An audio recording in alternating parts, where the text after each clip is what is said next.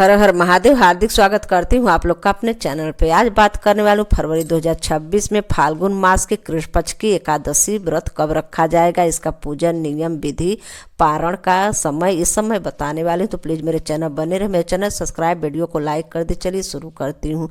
पंचांग के अनुसार ये जो फाल्गुन मास के कृष्ण पक्ष की एकादशी है, इसका नाम विजया एकादशी प्रचलित है। 13 फरवरी दिन शुक्रवार को एकादशी का व्रत रखा जाएगा। यह भगवान विष्णु और माता लक्ष्मी की विधि विधान से पूजा करने से भगवान विष्णु की कृपा प्राप्त होती है। महीने में 2 एकादशी आती है, एक कृष्ण पक्ष की, एक शुक्ल पक्ष की। दोनों अपने की मान्यता बहुत है। हर एकादशी का अलग अलग नियम, पूजन और अलग अलग फल की प्राप्ति होती है। और गाय जी जो एकादशी है, भगवान श्री रामचंद्र जी लंका पे विजय प्राप्त करने के लिए और इस एकादशी का व्रत किए थे, तो उन्हें विजय प्राप्त हुई थी। बहुत साधु सन्यासी जो लोग हैं, एक दिन पहले ही चावल वगैरह छोड़ देते हैं, दूसरी मतलब सुबह खाते हैं खाना वगैरह, लेकिन शाम को फलाहार खा के अगले दिन व्रत रहते हैं। लेकिन हम गृहिणी लोग हैं तो दिन में अगर जो खाना हो खा सकते हैं, दाल चावल रोटी सब्जी सब कुछ, लेकिन शाम को केवल रोटी सब्जी जो हो हम बिना प्याज लहसुन का खा के अगले दिन व्रत रखा जाता है। जो व्रत रखते हैं, नियम पूजन है यही। और एकादशी के दिन सुबह सवेरे उठ जाइए और अपना घर का थोड़ा पोछा वगैरह जो झाड़ू कुचा है इसे लगा लीजिए और देख कर लगाइए। पोछा लगाते समय कोई चींटी वगैरह न मरने पाए एकादशी के दिन। हर वीडियो में बताती हूँ एकादशी का नियम फल बहुत प्राप्त होती है, इसलिए अगर जो व्रत हैं तो भी, नहीं व्रत है तो भी वो चावल घर में ना किसी को खाने दे और अपने खुद न खाएं। और गाय जी नियम करने से फल प्राप्ति होती है। अगर बच्चे लोग नहीं मान रहे तो हम बड़े सयानों लोग को चावल वगैरह नहीं खाना चाहिए एकादशी के दिन। अगर जो व्रत नहीं है उनके लिए, जो व्रत है तो बात ही अलग है। और साफ सफाई करने के बाद अपने मंदिर में जाइए नहा धोकर, वहाँ पे रोज का पूजा कर लीजिए, सूर्यनारायण को जल दे दीजिए। करने के बाद आप फिर चौकी रखिए, विष्णु लक्ष्मी का प्रतिमा फोटो जो भी आपके पास हो वो रख कर पंचामृत बनाइए। और पंचामृत बनाकर चावल का आटा का या सूजी के आटा का आप वो था पंजीरी बना लीजिए और इस सब विष्णु भगवान लक्ष्मी माता को मतलब भोग में समर्पित करिए।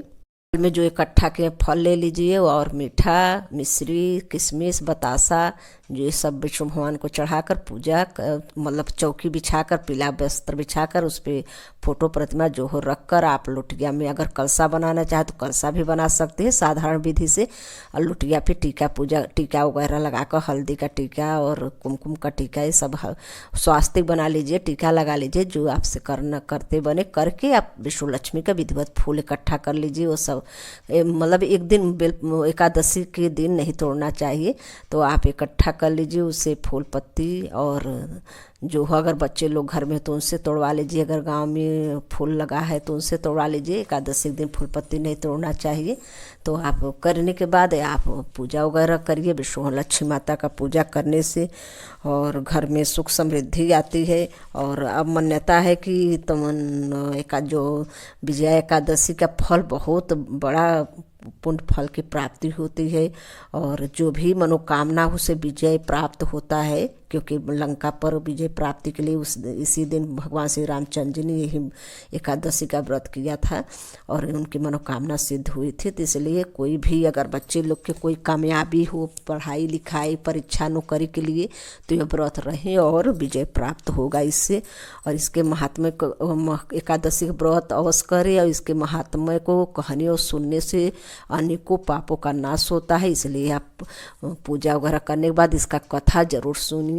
अगर आप नहीं पढ़ पा रहे तो मोबाइल में ही सुन लीजिए इसका कथा। और कथा सुनने से और इसके बाद आरती कीजिए, हवन करिए, माला करिए। ओम ओम ह्रीम श्रीम लक्ष्मी वासुदेवाय नमः, इसका माला करिए। ओम नमो भगवते वासुदेवाय नमः, इसका भी माला करिए आप। ओम ह्रीम श्रीम लक्ष्मी वासुदेवाय नमः, आप माता लक्ष्मी की कृपा प्राप्ति के लिए विष्णु भगवान लक्ष्मी माता के साथ में एक माला करिए। और ओम नमो भगवते वासुदेवाय नमः एक माला इसका कर लीजिए। और इसके बाद ओम ह्रीम श्रीम लक्ष्मी वासुदेवाय नमः इसका मिलाकर 5 माला कर लीजिए। और करने के बाद आरती करिए, हवन करिए, आरती करिए। ऐसा करके एकादशी का नियम पूजन ऐसे किया जाता है।